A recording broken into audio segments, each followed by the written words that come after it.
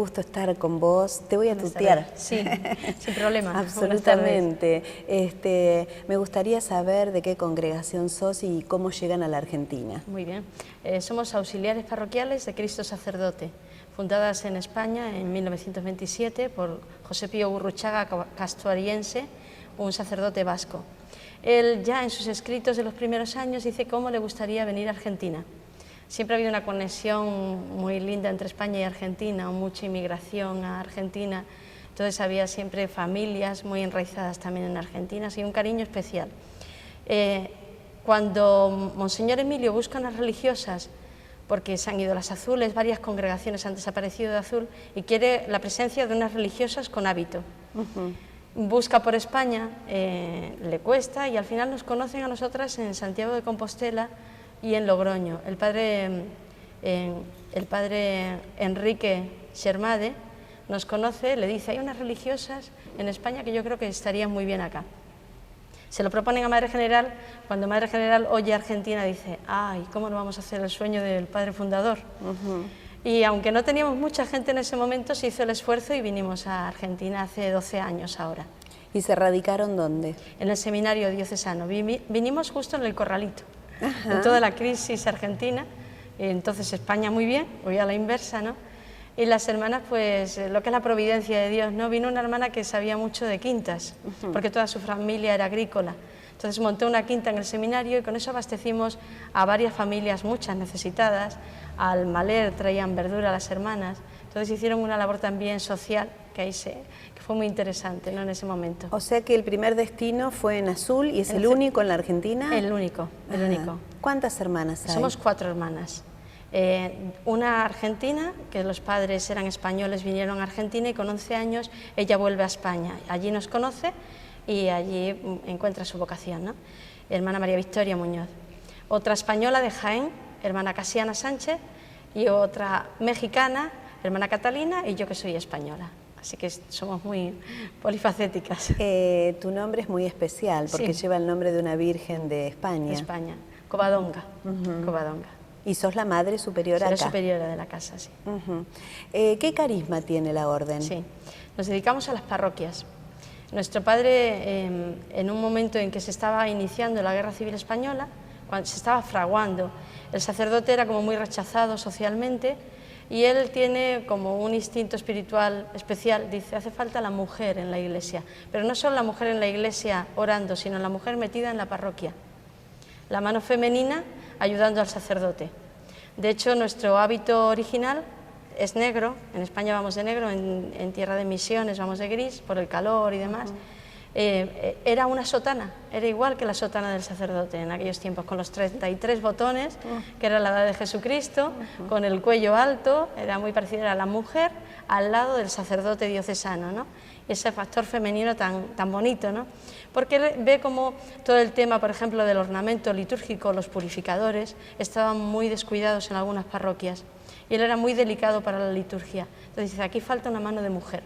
Entonces ahí está el cuidar la liturgia en las celebraciones, tanto el canto como el ornamento, como el que el culto sea digno, es un gran hincapié, ¿no?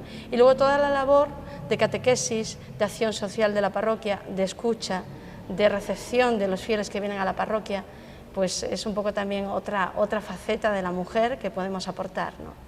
Creo que podemos hacer un parangón con lo que piensa el Papa Francisco, ¿no? Tiene mucho que ver con esto de la inserción de la mujer. Totalmente, sí. Yo creo que el Espíritu Santo ya viene años dando vuelos a esto y creo que tampoco tenemos por qué salirnos de lo que es la mujer en la sociedad, ¿no? Lo que es el ama de casa, pues yo lo veo de alguna manera reflejado en el ama de parroquia, ¿no? De alguna manera, la mujer en la parroquia, que tenemos esa otra faceta de acogida cariñosa, de acogida atenta. Aquí, por ejemplo, nos pasa mucho, ¿no? Como estamos viviendo junto a la parroquia, pues viene mucha gente a hablar con nosotros, mucha gente. Estás todo el día, pues eso, prestando un poco la oreja a la gente que viene a desahogarse, a hablar contigo, a dejar sus penas y sus alegrías. ¿Qué es lo que más le preocupa a la gente? ¿Por qué se acerca a un lugar así a hablar con alguien como ustedes? Hay mucho agobio familiar, ¿no? Mucho problema familiar. Por ejemplo, es un dato, cuando vienen por agua bendita, ya sabes que detrás hay un problema muy fuerte. Entonces yo ya al principio, no, sobre todo acá en Argentina, que se mezcla lo religioso con lo supersticioso, ¿no? Cuando piden agua bendita ya directamente les pregunto, ¿tienen algún problema? Y se desahogan porque están deseando ese desahogo. Problemas de malos tratos, problemas de crisis económicas, de falta de trabajo, problemas de antiguos, que se ha vivido en familia, un maltrato, una violación, y están deseando desahogarse, ¿no? Sacarlo y sentir también que Dios les ama tal como están, con la realidad que tienen, sentir que hay una iglesia que también está esperándoles, ¿no? Y pienso que eso es una labor de las más bonitas que hacemos aquí, estando, simplemente estando. Madre, antes que fuera electo el Papa Francisco, había una crisis muy profunda en la Iglesia Católica. Uno iba los domingos a misa y las iglesias casi estaban despobladas. ¿Ustedes notaron, en cambio, a partir de la asunción del Papa Francisco? Nosotros hemos notado sobre todo en la catequesis. La catequesis casi se ha duplicado en la parroquia. No sé si solo es por eso, pero sí se ha notado casi el doble de niños este año en catequesis. Y luego el acercamiento de mucha gente, gente que te lo dice abiertamente, este Papa nos convence, que no quiere decir que los demás no lo hicieran bien, pero a lo mejor era otra forma, otra metodología, que el Papa está llegando, es verdad que está llegando, es una bendición de Dios, al momento actual, que la gente busca pues una evidencia muy clara de la vida, ¿no? Entonces yo creo que es un paso de Dios, es un paso de Dios en este momento, que creo que está siendo importantísimo, ¿no? Ustedes también en esta parroquia de Lourdes, enclavada en el corazón de Azul, donde hace muchos años que esta parroquia existe, están haciendo una tarea muy grande, no solamente desde la catequesis, sino esto de la contención familiar. ¿Notan que la gente a partir de la presencia de ustedes se ha acercado? Sí. Sí, tenemos muchas familias, es la parroquia más pobre de Azul, la parroquia más pobre, con barriadas muy marginales, muy pobres. Trabajamos en la barriada del Sol con los nenitos, ahí tiene dos capillas la parroquia, Santa Lucía y Laura Vicuña. Trabajamos en esa barriada donde hay mucha pobreza, mucha drogadicción, mucha carencia. Trabajamos en la cárcel, en la unidad 52 de mujeres, hacemos manualidades con ellas y las preparamos para la salida, para que sepan valerse por sí mismas, ¿no? Hacer cosas por sí mismas. Y sí, luego acá hay una gran labor social, ¿no? En la parroquia. Hay mucha gente con falta de alimentos, con facturas sin pagar, con muchas necesidades que vienen como refugio a la parroquia, no me pueden ayudar, ¿no?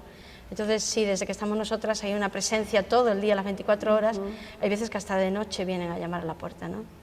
A pedir ayuda. Nosotros decimos que atravesamos una crisis muy grande en el 2001 y en ese momento la sociedad toda se movilizó en cuanto a ayuda solidaria a través de alimentos, de comedores. Después hubo como un relajamiento, digamos, pensando de que esa crisis ha pasado, pero ustedes están marcando una realidad que es muy profunda y que sigue existiendo. Sí.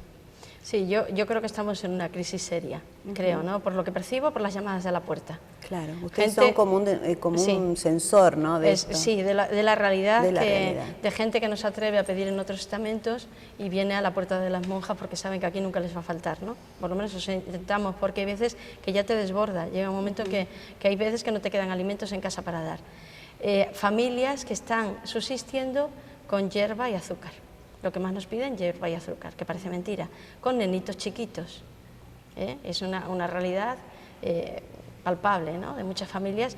Hay temporadas que menos, temporadas que más, que acuden más, pero es una realidad que está todavía en Argentina. Y hay que pensar, el año pasado hicimos una misión, a raíz de las inundaciones, nos acercamos mucho a las barriadas, porque empezamos a colaborar, a ayudar, y veíamos que había una desorganización total a la hora de dar, ¿no? A veces se llevaba siempre el que siempre se lleva, ¿no? Y el que no tenía no se atrevía a salir de casa. Entonces organizamos con los jóvenes de la parroquia de San Antonio y voluntarios, fuimos casa por casa viendo las necesidades materiales que existían. 940 casas recorrimos en 3 fines de semana. Casa por casa, apuntando a las necesidades. Intentamos llegar a casi todas, a todo no pudimos, pero repartimos cerca de 40 colchones, por ejemplo, muchísimas bolsas de alimento. Desde Cáritas de la parroquia mensualmente se dan 180 bolsas de alimentos. Claro, conseguir 180 bolsas hoy en día cuesta cada vez más, cada vez más. Y nosotras en la puerta de casa semanalmente daremos 15-20 bolsas de alimentos. Semanalmente, esta tarde, sin ir muy lejos, 2. Esto creo que marca una realidad social que por ahí tenemos una ciudad como bastante fragmentada y que una parte de esta sociedad no la ve, ¿no? Sí, exacto. Sí, son barriadas que nadie las visita y nadie ve la realidad, ¿no? Cuando entras en las casas, que nosotras hacemos mucho, el ir a la casa. El ir a la casa a ver la situación, ver cómo están, conocer a la familia, más allá de la necesidad solo material, ¿no? Porque hay veces que hay necesidad material, pero hay una necesidad mucho más profunda de afecto, de aceptación por la sociedad, ¿no? Y sí, esa labor la hacemos y sí, hay un mundo que desconocemos. Normalmente además tienen mucho miedo de salir de casa, mucho miedo de que se les conozca, tapan mucho la realidad. Luego está el problema de las adicciones. Es un problema grave al que no sabes casi cómo llegar, ¿no? Porque a lo mejor la mamá trabaja muchísimo, es la única que trabaja, el papá es drogadicto, todo lo que trabaja se va en el papá y los nenitos están pasando hambre, con familias de 7 nenes. ¿Qué se hace cuando se detecta problemas de adicciones? ¿De qué manera ustedes pueden aportar o ayudar o con quién se puede trabajar en red? Es muy complicado. Yo la verdad que trabajo poco a nivel burocrático porque te cansa. Claro. La burocracia, acá en España, en todas partes, te cansa. Entonces prefiero más ir a lo efectivo. Lo efectivo esta familia necesita, vamos a ver cómo podemos arreglarlo. Hace unos meses, una familia del Chaco, muy joven, 23 años, los dos, 23, 22 años, un nenito de 1 año, estaban entre chapas. Lo conocimos y nos movimos unos y otros y tienen ya construida la casa, ¿no? Hace muy poquito vino un señor con 8 hijos, con muchas dificultades económicas, haciendo changuitas. Entonces le estamos ayudando, ahora mismo le estamos ayudando. Acaba de arreglarnos los bancos de aquí de la gruta. Entonces no solo darles el pez, sino darles la caña para que ellos pesquen, ¿no? A eso me iba a referir. ¿Qué pasa con el trabajo en esta gente? Sí, porque, es muy complicado. A ver, si bien uno dice no les gusta trabajar, que es la lectura fácil que hacemos, también hay una, como vos decías, esto de quedarse adentro, de no animarse a salir. Creo que van perdiendo contacto con la realidad social, ¿no? Sí. Mira, un dato que a partir de las inundaciones que nos acercamos mucho a las barriadas es que gente que no pisaba la iglesia porque se sienten como que esto no es para ellos, porque es de otro nivel, gente que está viniendo diariamente a hacer la visita. Yo podría decir nombres incluso, ¿no? Eso es lo que más me agrada, que gente que viene a Cáritas, seguido de Cáritas pase a la iglesia. Lo ven ya como algo suyo, como la iglesia de los pobres que dice el Papa para los pobres, pues la verdad que para mí sería un orgullo que esta fuera la iglesia de los pobres para los pobres, ¿no? Entonces sí, cuesta muchísimo, es un laburo, a veces te desazona un poquito. Ayer mismo una familia que él es drogadicto, muy drogadicto, y lo tuve que mandar sin nada, pero por reeducarlo, con 2 nenitas chiquitas, ¿no? Entonces le hemos ayudado muchísimo, pero claro, tienes que ir viendo, y es complicadísimo ver cuándo verdaderamente necesitan y cuándo verdaderamente está engañándote, es complicadísimo, y a veces tienes que decir, bueno, señor, yo voy a ayudarles y luego tú verás, ¿no? Madre, eso iba a decir, ¿no? Uno las ve a ustedes, mujeres, ¿de qué manera tienen esa fortaleza para poder decir que no a esto, ¿no? Yo este muchacho le ha agarrado del hombro. Claro. El otro día vino todo acuchillado, por ejemplo. Claro. O sea, que son casos serios, ¿no? Pero no, el Señor te da una fuerza muy grande porque no tienes miedo a nada. ¿Qué puedes perder? ¿La vida? ¿Te vas al cielo? Pues qué mejor, ¿no? Entonces, cuando ya tienes esa confianza grande en el Señor y que Él te lo está poniendo y que Él te está trayendo a esa persona a la puerta, no solo para que le captures por ayudarle, sino para que le lleves a Él, yo les hablo mucho del Señor, que el Señor te está buscando, que el Señor por algo te ha traído. Entonces, pierdes el miedo. Creo que cuando uno hace una catequesis que va acompañado de acciones es mucho más fácil llegar a la gente, ¿no? Sí. Porque a veces escuchamos homilías de los sacerdotes y después vemos que llegan a la puerta y se le da vuelta la cara a la gente y eso creo que le hace mal a la iglesia toda, ¿no? Y me parece que la tarea que hacen ustedes es esto, de ir acompañando no solamente la palabra, sino tener la acción conjuntamente, ¿no? Es importantísimo, yo creo que ahí está marcando el Papa y está insistiendo y creo que es lo que la sociedad hoy busca. Bueno, siempre se ha buscado, ¿no? Siempre. La autenticidad, la coherencia. Pienso que es importante la coherencia de vida, ¿no? ¿Esto es uno de los grandes flagelos de hoy de la sociedad? Sí. Yo creo que nos falta eso, autenticidad, cercanía al Señor, porque el Señor te va llevando. Esta mañana vino un chico evangélico que viene de vez en cuando a hablar conmigo, ¿no? oramos juntos y los dos concluíamos, el gran mal de nuestras iglesias es la falta de autenticidad. Cuando uno se acerca a Dios, Dios te impulsa a ayudar al otro y te impulsa a vivir en una moral correcta. Si no, no estás cerca de Dios. Entonces, yo pienso que el Papa está insistiendo tanto en la alegría del Evangelio, ¿no? El último escrito del Papa, ¿no? La alegría del Evangelio, manifestar una alegría, así que lo tenemos todo. Claro. Tenemos al Señor y tenemos una fuente de energía grande, de alegría, de gracia. Entonces, creo que tenemos que manifestar una iglesia feliz de lo que tenemos. Esto creo que es la lectura que tenemos que hacer y que aprender a hacer, ¿no? Quienes creemos en Dios, de que Dios no nos va a dar el pan, sino nos va a dar los elementos para fabricar el pan, ¿no? Esta alegría que vos decís, esto poder salir con optimismo a la vida. Hay mucha depresión en este momento en la gente. Muchísima. Aquí vienen casos, mira, nosotras tenemos, los lunes hacemos manualidades con nenitas chiquitas, ¿no? Y los martes hacemos manualidades con personas grandes, señoras grandes. Casi todas vienen por el tema de depresión, porque ese ratito que hablan, que conversan con nosotras, que se toman un matecito, que toman la pastita o el dulcecito, lo que sea, que traen una o otro día trae otra, les da vida. Gente que no sale para nada más que para venir ese martes a coser, ¿no? Y es porque necesitan, hay muchísimo abandono en las casas, muchísimo abandono familiar de la gente grande, que el Papa está insistiendo tantísimo, la gente grande, hay una... En las dos puntas de la sociedad, las dos puntas, ¿no? de la sociedad. Los jóvenes, nosotros tenemos aquí un grupo de 6, 7 jovencitas y algún muchachito que están todo el día aquí, 14, 15, 13, 12, 16, 18 y 20 años, y están todo el día aquí, cerca de las monjas y en la iglesia. ¿Qué están buscando? ¿Qué están ¿no? buscando y qué encuentran? Pues quizá lo que no tienen en la familia.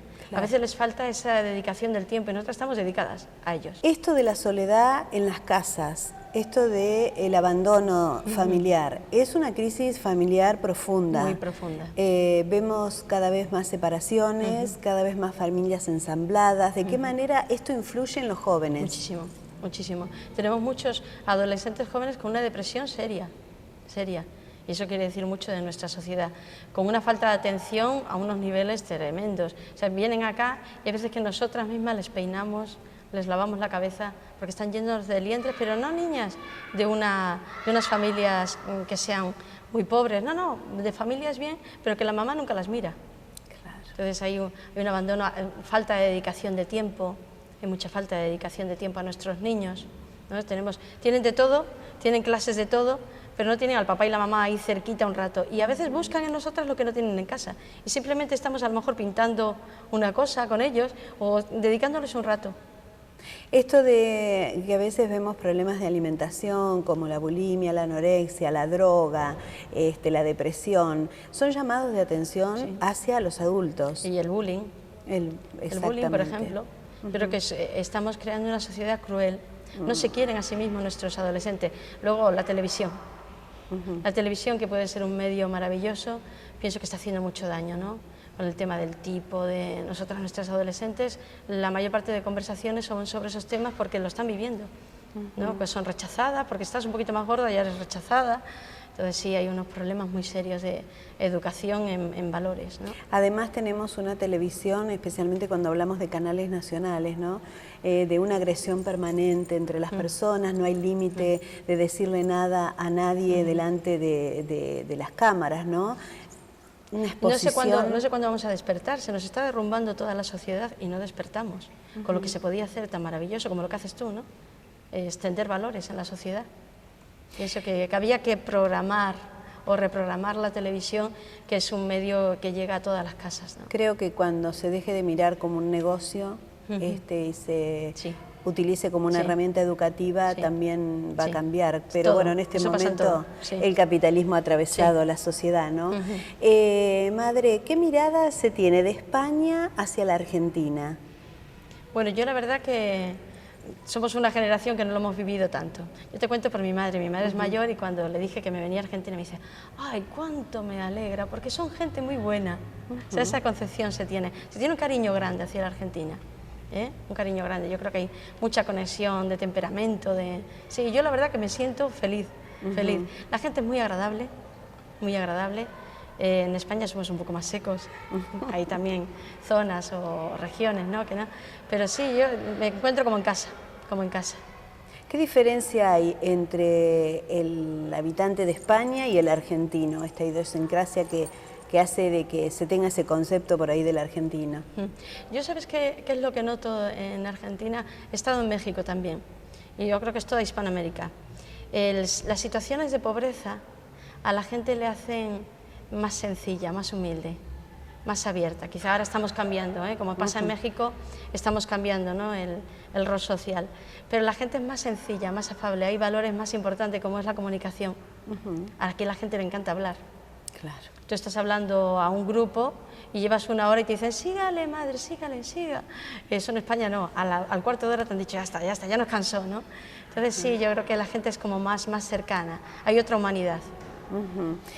Tenemos una realidad social que, como decíamos recién, es insolayable, hay mucho trabajo para hacer, pero ¿cómo hacen ustedes para resistir tantas horas con esa alegría que las caracteriza? Bueno, yo creo que lo da el Señor, ¿no? Y lo que te iba a comentar, vidas consagradas, la vida consagrada. Yo creo que hoy tiene mucho sentido tu programa, ¿no? Porque la palabra consagración es segregada del mundo y entregada a Dios, ¿no?, en su original, ¿no? Entonces, nosotros somos segregadas del mundo y entregada una vida a Dios, y te cambia, Dios te da una fortaleza, ya no eres tú la que trabajas, es Dios contigo, ¿no? Y eso te cambia, te da pilas.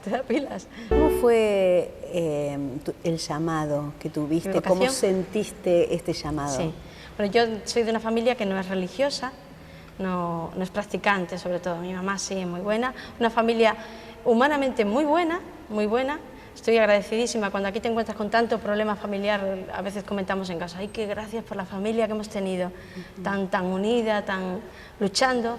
Mi papá muere cuando yo tenía 6 años de un cáncer y mi mamá se queda con 6 hijos peleando por todos, ¿no? Y yo era bastante plaga, tanto que a los 11, 12 años mi madre empieza a buscar desesperada, porque tuve que emigrar del sur de España al norte de España en busca de trabajo, ¿no? Y ante ese cambio yo me junto con una compañía bastante mala, porque es justo la zona donde está la ETA, no sé si han oído hablar. Sí, claro. Está la ETA. Y donde ya desde adolescentes, de alguna manera, se programa a los muchachitos para meterse en ese mundo. Y yo justo me voy a meter en la boca del lobo. No entendía nada ni de ETA, ni del idioma, ni de nada, pero me voy a meter con unos compañeros metidos en ese mundo, ¿no? Mi madre, muy asustada, busca un internado. Como habrán oído muchas adolescentes, me meten en un internado. No sé si verdaderamente lo quería hacer, pero lo buscaba. No lo encontró porque ya eran los meses de julio y estaba todo ocupado, allá en España es el verano, y entonces habla con las hermanas, las religiosas que estaban en mi pueblo, en Orio. Habla con ellas, estoy desesperada con esta muchacha, no sé cómo va a acabar. Bueno, y ella le dice, entrégala por acá. Y mi madre se pasó 4 meses diciendo, vas a ir donde las hermanas. Y yo, a donde las hermanas yo no voy a ir. Vas a ir donde las hermanas, a las hermanas yo no voy a ir. Ya por fin consigue llevarme un día, y las hermanas han sido como muy modernas siempre en su labor social, ¿no?, y en su labor educativa. Proyectaban cine para todos los niños del pueblo. Ya en aquel entonces se pagaba una entrada mínima y entraban los niños a ver cine en la casa de las hermanas. Y ese día tenían cine. Mandaron a una muchachita más abierta a hablar conmigo, porque yo estaba con una cara, imagínate. Mandaron a hablar porque yo no sé, veía a las monjas como brujas o una cosa rara, no sé, ese concepto que se tiene. Las monjas son unos elementos malas, extraterrestres. Yo no sé si llegaban malas, pero de las que tenías que estar muy lejos.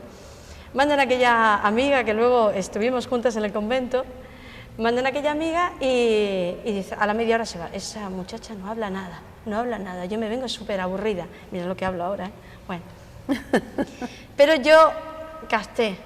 Las hermanas estaban jugando con los niños, eran súper alegres. La realidad me desbordó, claro, a la ficción que se crea socialmente, ¿no? Y yo dije, esto me gusta. Total, que empecé a ir. Cuando tenía 14 años me plantearon, y bueno, ¿y tú que estás aquí todo el día, qué piensas hacer con tu vida? Y yo dije, quiero ser como ustedes. Y a los 16 años y medio entré en el noviciado. O sea, muy jovencita, llevo 32 años en la congregación. ¿Y nunca tuviste una crisis vocacional? Sí, claro, se tienen muchas. ¿Tú no tuviste nunca una crisis matrimonial? Terribles. Ah, bueno. Dejaríamos de ser humanos. Claro. Sobre todo al principio cuesta mucho. Claro. Cuesta mucho, a mí me costaron mucho las comidas, Estaba acostumbrada a las comidas del sur de España, que son más bien fresquitas y demás. Era el norte y eran todo legumbres, y a mí aquello se me hizo insoportable, mala comedora que era, insoportable. Me costaba renunciar a la libertad, mucho, vivir en obediencia. Me costaba ceñir mi corazón al amor único de Jesucristo, como a ti te habrá costado ceñirlo al amor de tu marido. Claro. Es lo mismo, yo siempre lo comparo a un matrimonio, igualito que un matrimonio. Tú haces una opción y opté por el mejor marido. Ya con los años, el mejor marido, el más guapo, yo a las niñas les cargo un poco y les digo, y encima no le huelen los pies. Entonces sí, luego con los años, cuando tú vas adentrándote en la oración, en la relación con el Señor, que si no es insoportable, tanto en la vida religiosa como en la vida matrimonial. Si tú no estás enamorada es insoportable.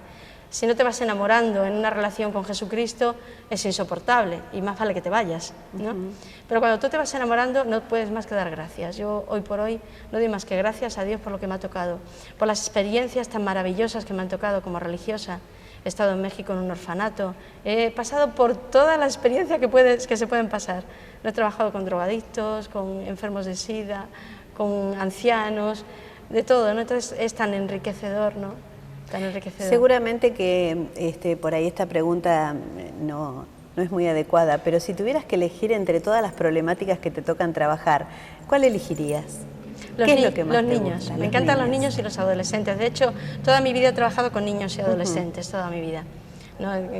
En temas encima muy complicados, en orfanatos donde había problemas familiares muy grandes, mucha falta de afecto.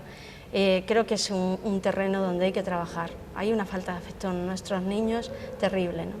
¿Esta falta de afecto en qué desemboca cuando somos adultos?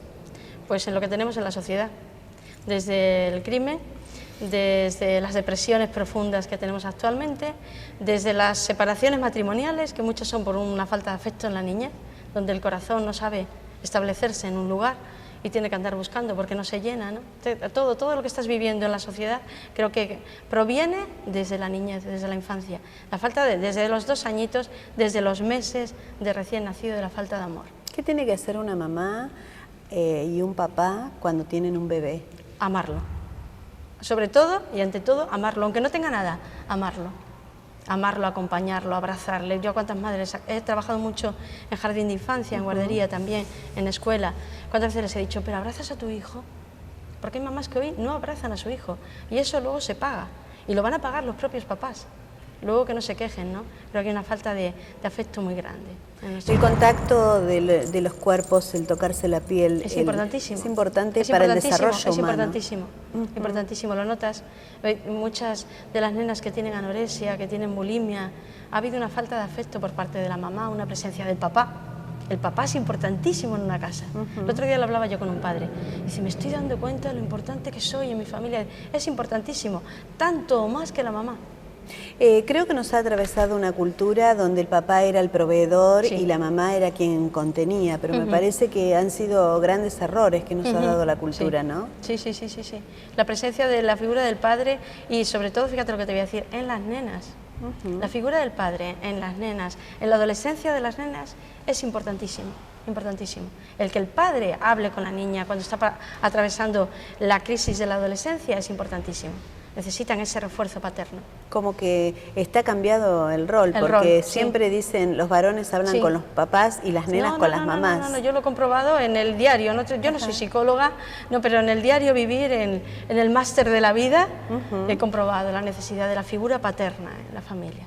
¿Qué pensás de las terapias psicológicas cuando a veces se hace hincapié a pensar primero en uno y después en los demás? Mira, yo he llevado mucha gente, por ejemplo, a psicólogos, y he llevado mucha gente a psiquiatras. Hay problemas que son del alma y entonces se solucionan aquí con el confesor o con una religiosa o con acercarse a Dios, y hay problemas que son del psicólogo y del psiquiatra, no tenemos que mezclar caminos, ¿no? Y hay problemas que necesitan un poquito de todo. Hace muy poquito vino una mujer con un problema que tenía un mal espíritu dentro. Un mal espíritu dentro, lloraba, vino varias veces, montó aquí un espectáculo que tenía un espíritu, le costaba hasta entrar. Bueno, yo me puse a hablar con ella.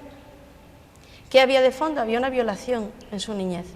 Porque ya cuando has vivido tantas experiencias, hablé con ella un rato largo y la acompañé yo misma a psiquiatría, aquí cerquita, la acompañé a psiquiatría. Esa mujer está hoy curada. algo que a lo mejor yo, con intentar quitarle ese mal espíritu que ella presuponía, no hubiera solucionado porque necesitaba un tratamiento, ¿no? Claro. Entonces, A veces... las terapias son buenas en su momento, pero hay también, ahora te digo otra cosa, hay enfermedades que son del alma y no las quita solo la terapia. Y es un buen psiquiatra, yo he tenido mucha relación con Enrique Rojas, un gran psiquiatra de España, y él decía, hay cosas que no están en mi mano. ¿Cuáles son las enfermedades del alma y cuáles las que hay que tratar con un psicólogo o un psiquiatra? Es complicado, ¿no? Esa división, me pones Pero una pregunta muy menos... difícil, ¿no? Muy difícil.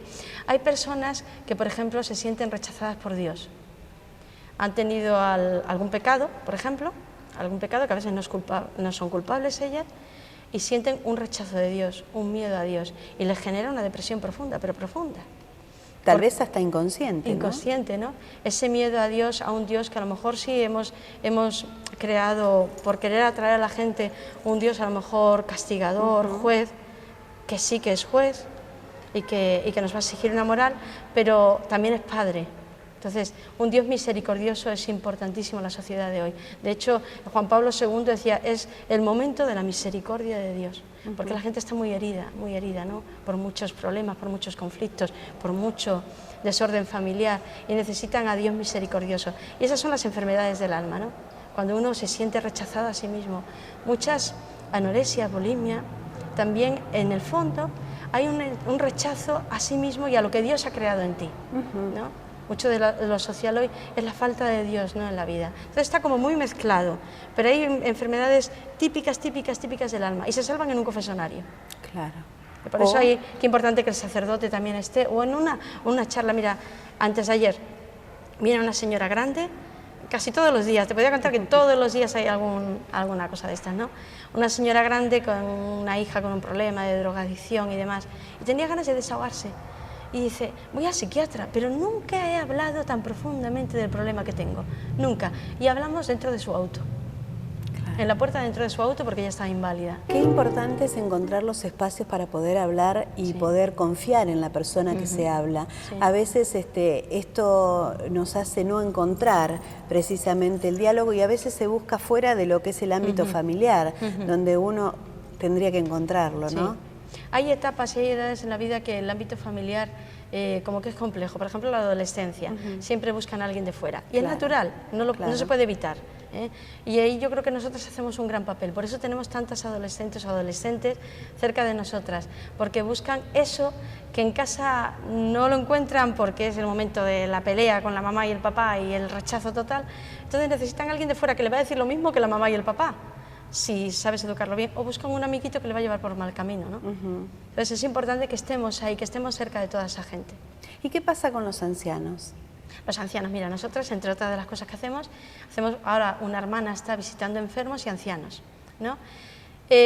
Son un útil inservible en la sociedad de hoy, una sociedad tan utilitarista, y los ancianos, sin embargo, tienen una sabiduría tan honda. Precisamente para esta sociedad, falta de valores, ellos tienen los valores, porque tienen una experiencia grande, han pasado de todo ya, han pasado de todo. Creo que hay que escucharles, lo que dice el Papa, creo que es auténtico, hay que escucharles más. Claro que resulta cansado, claro que a veces se repiten lo mismo, que dan vueltas, pero a eso vamos a llegar todos, y sin tardar demasiado, y querremos que nos escuche, ¿no? Y que nos presten el oído, y que nos atiendan, y que nos amen, hay que seguirlos amando. Es una persona. ¿Cómo construimos eso para que nos sigan amando aún en la vejez? Porque para mí es una construcción de toda la vida. Si yo fui una madre que no tuve relación con mis hijos, es muy difícil que en la vejez me amen y me escuchen o compartan una comida, ¿no? De hecho, siempre digo que la sociedad futura va a pasar factura, o la presente, nuestros adolescentes jóvenes van a pasar facturas a muchos papás. Yo cuando vienen a veces con problemas digo, lo vas a pagar. Lo vas a pagar, la falta de amor la vas a pagar, porque hay tanto rechazo, tanta pelea.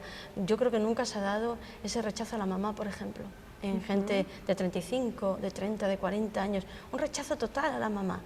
¿Por qué? Porque a lo mejor en su niñez han trabajado tanto, y hay que quitarse el sombrero, porque han querido educarlos, darles lo mejor, pero a veces han trabajado tanto que han descuidado tanto lo esencial.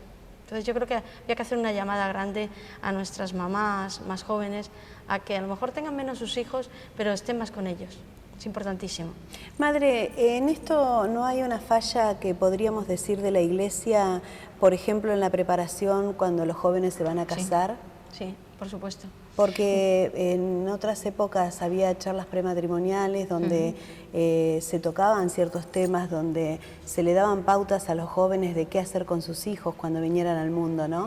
Pero me parece que eso ahora se ha dejado por completo. O sea, siguen las charlas matrimoniales, pero son como unas charlas muy cortas, muy rápidas, para salir del paso y que conste en el papelito que has hecho charlas prematrimoniales o matrimoniales, ¿no? Sí, sigue. Yo creo que es importante los grupos de jóvenes en las parroquias, grupos de adolescentes jóvenes, donde el día al día les va formando. A veces no tienes que hablar, tienes que vivir con ellos, tienes que jugar con ellos, tienes que crecer. Y cuando llega un problema, mira, este caso que ha habido acá de esta nena que apareció en los medios desnuda y demás, ¿no? Era compañera de algunas nenas nuestras, ¿no? En alguna clase se ridiculizó a la nena en lugar de protegerla. En alguna escuela incluso se la ridiculizó, se expuso el vídeo, ¿no? Yo he vivido esa etapa con estas nenas que tenemos alrededor, he hablado mucho con ellas y les he hablado de cómo la sociedad quizá ha empujado a esa nena a hacer eso, de lo que no es culpable, ¿no? Estamos dejando a nuestros niños pegados al Facebook todo el día, ¿no? Todo el día chateando, muy bien, pero ¿qué les estamos dando? Además, creo que es tan culpable el que grabó eso como aquel que lo reproduce permanentemente mostrándolo entre sus amistades. Claro. A veces ni se conoce a la persona, pero se hace como una bola y se lleva, ¿no? Creo que por ahí pasan también los valores. Si uno tiene la posibilidad de proteger, aún sin conocer a esa persona, uno lo debe hacer desde los valores de convencimiento propio, ¿no? Sí, por ejemplo, yo con las nenas hablé mucho, porque al principio incluso algunas se ríe y digo, no, ¿a ti te gustaría y te puede pasar? Ningún adolescente está exento hoy de que le pase eso. ¿A ti te gustaría? Ah, no, digo, pues entonces hay que pensar. Lo primero que hay que hacer es pensar un poquito en la vida, que a veces nos falta eso, ¿no? Reflexionar. ¿Qué pasa cuando una jovencita de 12, 13 años va a ser mamá y su cuerpo y su mente no están preparadas para eso porque es muy pequeña? Creo que hay que apoyarla mucho, acompañarla a que se dé el parto y a que ame mucho a ese niño, ¿no? Es difícil, yo creo que es un error. Habría que preparar bien a nuestros niños y adolescentes para lo que es y dejarles vivir esa etapa tan bonita. Si estamos creando adultos sin ton ni son, yo creo que se están perdiendo nuestra adolescencia y niñez, se están perdiendo la etapa más bonita, que por ejemplo yo la viví con una felicidad grande, todo el día jugando. Hoy no saben jugar. Claro. Saben de todo, saben mucho y no saben jugar. Creo que es otra carencia de nuestra sociedad. De todas maneras, creo que ustedes cumplen una gran función dentro de lo que es la sociedad, así que nuestro agradecimiento por lo que están haciendo, no solo en esta barriada, sino en toda la ciudad. Y bueno, ahora a través de este programa poder llevar un poco de algunos ejemplos cortitos, pero que sirven para que prestemos atención. A mí me gustaría una reflexión final, como para que las familias que nos están viendo puedan captarlo. Bueno, pues yo diría, primero como religiosa diría que Dios da sentido a la vida, a toda vida, y que Dios es un Dios de amor que está buscando a cada persona, ¿no? Que no tengan miedo a Dios, que no tengan miedo, que Él sigue llamando, tiene su momento para cada uno, entonces que Dios en una familia cambia, empezando por ahí. Y luego lo que hemos hablado, ¿no? Nos hemos ido un poco del tema, pero pienso que también es interesante, es algo que estamos viviendo a diario, ¿no? Lo que hemos hablado, el amor a los niños, ¿no? La vida familiar, el respeto entre la pareja, el que no se hablen cosas y no se hagan cosas delante de nuestros niños. Estamos creando unos niños que están desorientados, como diciendo, estos son los adultos, no vale la pena crecer para estos adultos que tengo alrededor, ¿no? Vivimos muchos casos de malos tratos. Yo desde aquí ya he denunciado 2 veces malos tratos. De venir a la parroquia, maltratadas 2 mujeres, una embarazada en concreto, o sea, ya llevo 2 casos teniendo que acompañarlas a la policía, y otro tercero que vino la semana pasada que no se ha atrevido todavía a venir, que le dije te acompaño a comisaría. A no tener miedo de esto de denunciar y de protegerse, ¿no? Y de proteger a los niños, fundamentalmente. Son familias además normalmente con 4, 5, 7 hijos y que los niños están en un peligro grande, sí. Y creo que también un llamado a la sociedad, ¿no? A estar atento a lo que pasa al lado, a no ser autistas y mirar un poquito la necesidad del otro y darnos al otro para poder ayudar, ¿no? Pero mira, yo he comprobado en Argentina, en concreto, más que en España, hay más solidaridad que en España, mucha más, la gente más solidaria. Cuando pasamos las inundaciones nos desbordamos de ropa, alimentos, y yo cada vez que he hecho un pedido la gente está deseando colaborar, deseando, la gente muy solidaria en Argentina y les felicito. Pero por ahí me refería más a no tanto lo material, sino lo espiritual y el oído, el ¿no? estar atento, sí. Claro, pero hay mucha gente buena, ¿eh? Sí, claro, lo estás comprobando tú en tu programa. Hay mucha gente que está ayudando a Hay más gente. Buena que mala. Hay más buena que mala, sí. Lo que pasa es que sale lo malo. Claro, habría que hacer un diario solo para cosas buenas. Sí, es verdad. Madre, un gusto charlar con vos. Realmente me encantó conocerte. Y bueno, seguir orando por ustedes para que sigan cumpliendo esta misión tan rica que están haciendo. Muchas gracias. Muchas gracias.